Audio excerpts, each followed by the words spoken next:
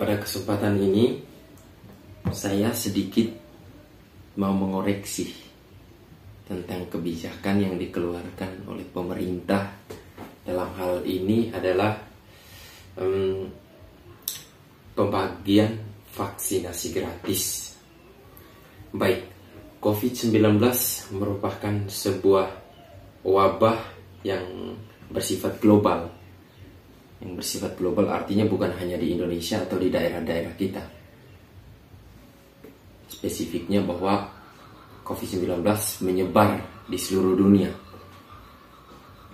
Baik, penyebaran COVID-19 sendiri di Indonesia itu dimulai pada tanggal 2 Maret 2020. Pada waktu itu, ya tepatlah waktunya pas kemudian saya melaksanakan ujian nasional tahun 2020 nih. Jadi dengan berjalannya waktu dari bulan ke bulan, peningkatan COVID-19 itu sangat luas di Indonesia.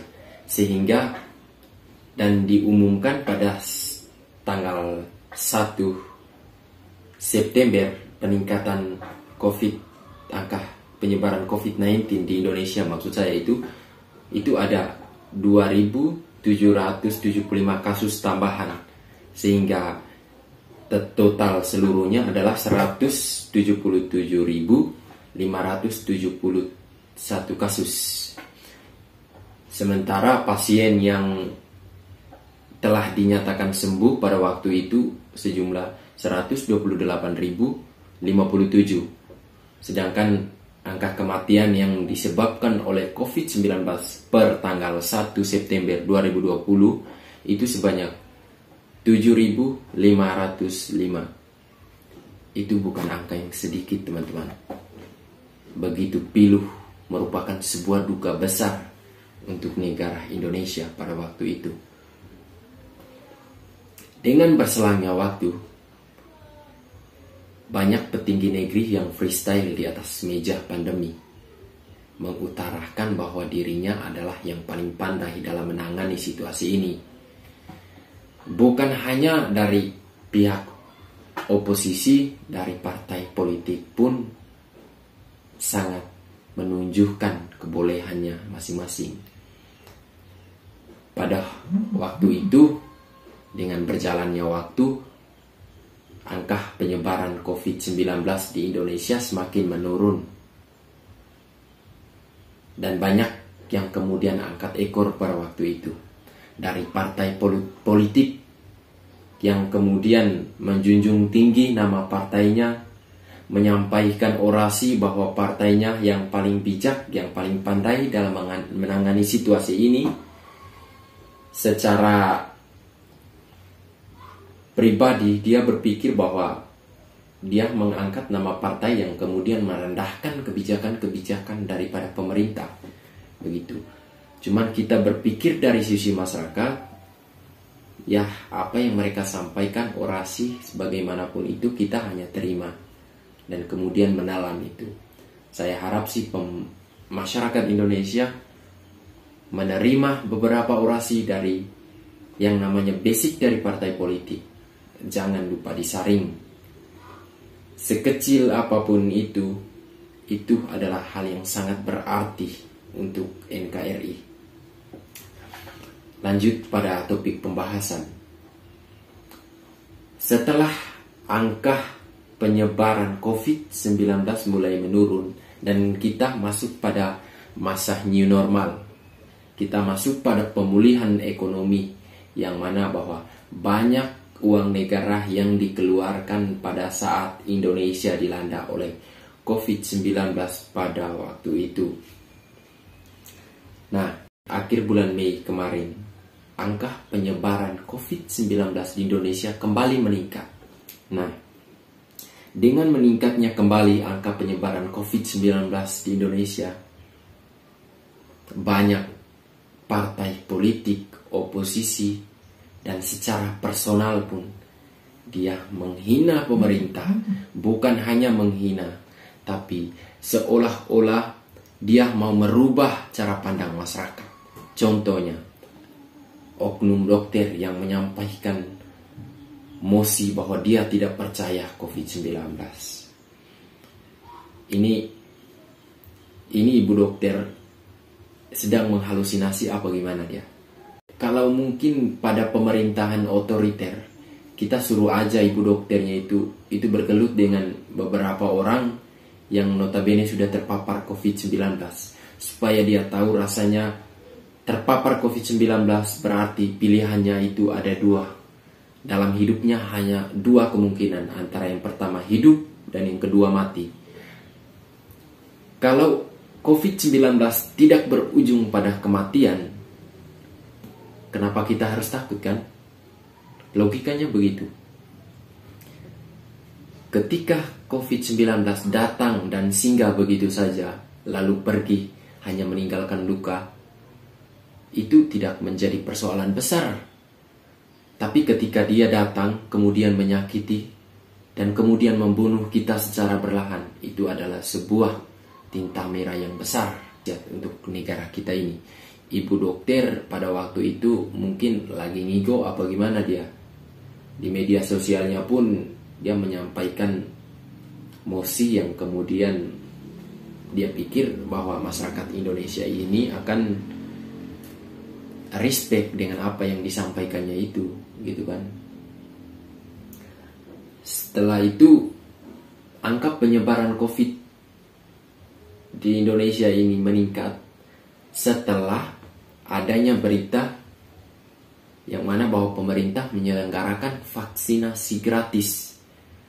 Tujuan dari vaksinasi gratis ini supaya di tahun kemudian kita masuk pada masa herd immunity, kebebasan berkelompok, gitu kan.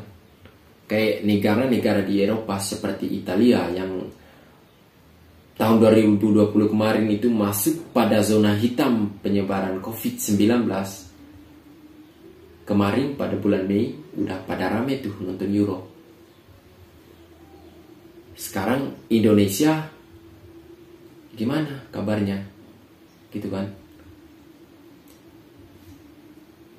Penyebaran COVID di Indonesia tahap kedua itu setelah adanya berita yang menyampaikan bahwa pemerintah akan melaksanakan vaksinasi gratis. Kenapa saya katakan begitu? Bukan pada taraf dia divaksin kemudian angka COVID-19-nya naik, tetapi pada proses sampai kemudian mendapatkan vaksin, itulah adalah kecerobohan yang sangat besar. Kenapa? Pada persepsi pertama bahwa tim kesehatan dan juga pemerintah itu menghimbau seluruh rakyat Indonesia untuk kemudian mentaati protokoler kesehatan, diantaranya jaga jarak, mencuci tangan, pakai masker, dan lain-lain. Nah, tapi pada persepsi kedua, pemerintah dan juga tim kesehatan, dia mengeluarkan kembali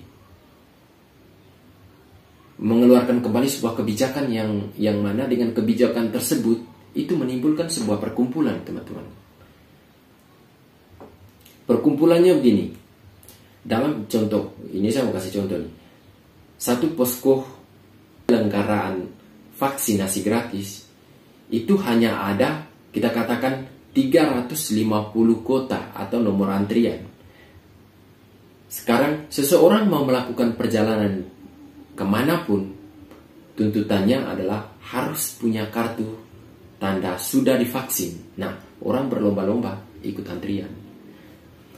Dari 350 nomor antrian yang ikut antri ada 500 orang. Coba dipikir dulu. Kalau sudah dipikir kita lanjut. Nah, dari 500 tersebut dikurangi 350 yang kemudian mendapatkan vaksin, itu ada 150. Nah, yakin tidak?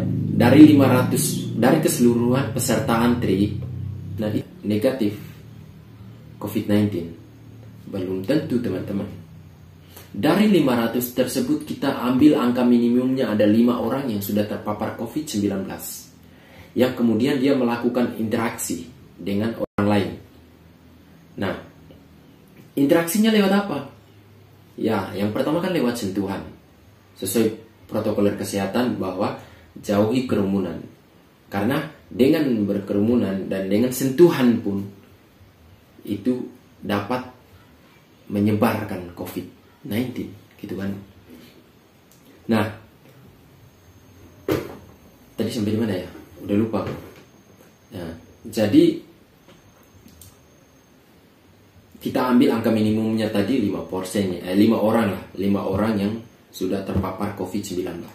Dia berinteraksi dengan 10 orang lah. Kita katakan dulu 10 orang. Dia berinteraksi atau bersentuhan. Dia bersentuhan dengan 10 orang yang notabene negatif COVID-19.